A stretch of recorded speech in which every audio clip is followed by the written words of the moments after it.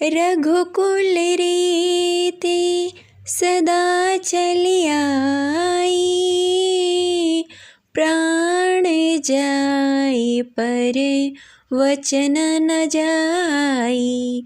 राम सिया राम सिया राम, जय जय राम, जय सिया राम, सीताराम।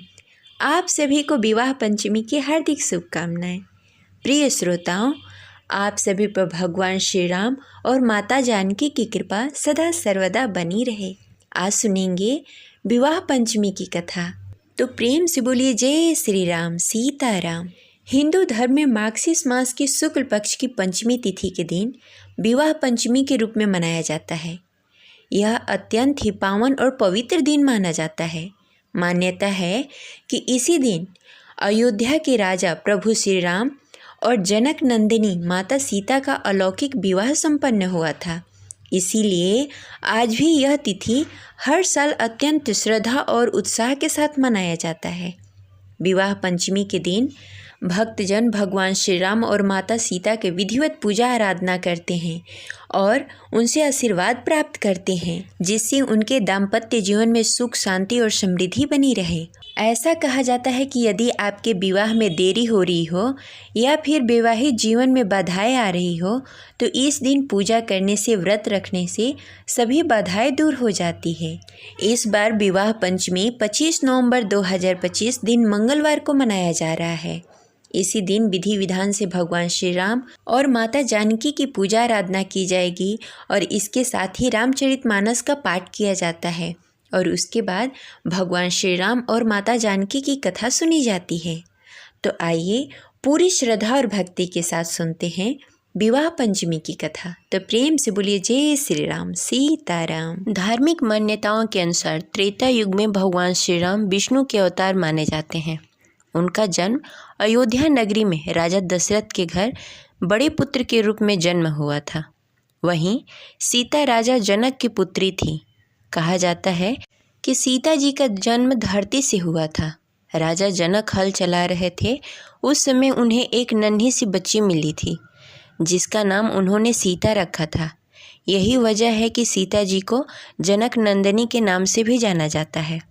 कहा जाता है कि एक बार माता सीता ने भगवान शिव के धनुष को उठा लिया था, जिसे परशुराम जी के अलावा कोई नहीं उठा सकता था।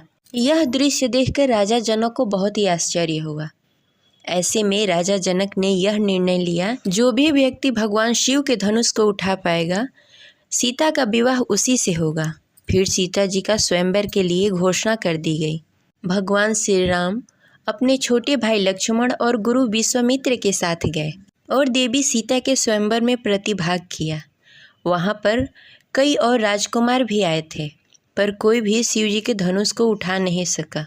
वहाँ पर आए तमाम वीरों ने अपनी ताकत लगाई, पर धनुष तो हिल भी नहीं पाया। जिसके बाद गुरु विश्वामित्र की आज्ञा से भगवान श्री राम ने ऐसा कर दिखाया। जैसे ही उन्होंने शिव का धनुष उठाया, उनके 2 टुकड़े हो गए और वहाँ मौजूद हर कोई हैरान रह गया। इसके बाद विधि विधान के अनुसार माता सीता का विवाह मर्यादा पुरुषोत्तम प्रभु श्री राम के साथ हुआ। जिस दिन माता सीता और प्रभु श्री राम का विवाह हुआ था, उस दिन मार्गशीर्ष मास की पंचमी तिथि थी। इसीलिए हर साल इस दिन विवाह पंचमी मनाया जाता है। इस दिन भगवान श्री राम और माता सीता का विवाह करवाना बहुत ही शुभ माना जाता है। ऐसा करने से विवाह पंचमी पर बहुत बड़ा वरदान मिलता है। अगर विवाह होने में बाधा आ रही हो तो इस दिन वो समस्या दूर हो जाती है और मनचाहे विवाह का वरदान मिलता है। वैवाहिक जीवन की समस्या का अंत भी हो जाता है। भगवान श्री राम और माता सीता के संयुक्त रूप में उपासना करने से विवाह होने में आ रही बाधाएं दूर हो जाती है। इस दिन बालकांड में भगवान श्री राम और माता सीता के विवाह प्रसंग का पाठ करना शुभ होता है। संपूर्ण रामचरितमानस का पाठ करने से पारिवारिक जीवन सुखमय होता है। कैसे करें भगवान श्री राम और माता सीता का विवाह, चलिए जानते हैं। सर्वप्रथम श्री राम विवाह का संकल्प लें, फिर सीताराम विवाह का कार्यक्रम आरंभ करें।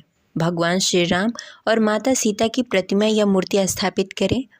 भगवान श्री राम को पीले वस्त्र और माता सीता को लाल वस्त्र अर्पित करें। फिर भगवान श्री राम और माता सीता की विधि विधान से पूजा करें। नैवेद्य फूल अर्पित करें, भोग लगाएं और फिर उसके सामने बालकांड में विवाह प्रसंग का पाठ करें या ओम जानकी वल्लभाय नमः मंत्र का 108 बार जाप करें। इसके बाद माता सीता और भगवान श्री राम का गठबंधन करके उनकी आरती करें। फिर उनसे अपने विवाह से जुड़ी समस्या का समाधान का प्रार्थना करें। आखिरी में गांठ लगे वस्त्र को अपने पास सुरक्षित रख लें।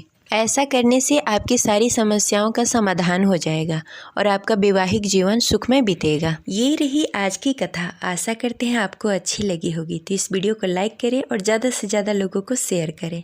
मिलते हैं अगले वीडियो में। तब तक के लिए जय श्री राम, सीताराम।